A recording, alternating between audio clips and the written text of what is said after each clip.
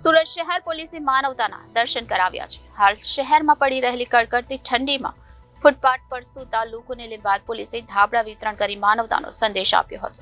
Police પ્રજાની મિત્ર છે તે શબ્દોને સાર્થક કરતી કામગીરી લીંબાયત પોલીસ મથકના સ્ટાફે હાથ ધરી હતી, જેમાં જુદા જુદા વિસ્તારમાં પોલીસે ફૂટપાથ પર સૂતેલા લોકોને કડકડતી ઠંડીથી બચવા ધાબળા વિતરણ કર્યા હતા.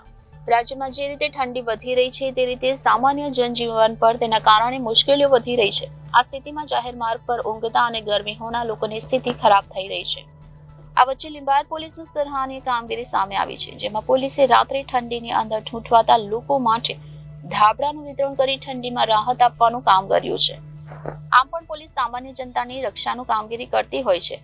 કોરોના કાળમાં લોકોની સેવામાં પોલીસ ઘણી વખત ઉત્તમ કામગીરી કરતી જોવા મળી રહી હતી, ત્યારે ઠંડીમાં હેરાન થઈ રહેલા લોકોને મદદ કરીને દિલમાં અલગ જ ભાવ ઉભો કર્યો હતો. સામાન્ય રીતે લોકોને પોલીસના આકરા સ્વભાવનો અનુભવ થતો હોય છે, પરંતુ લીંબાયતમાં જેવું જોવા મળ્યું તેણે પોલીસના દિલમાં પણ દયા ભાવનાનો ભાવ હોય છે તેની પ્રતીતિ કરાવી છે. Reporter Arvind Rathod, Janadesh news, Surat.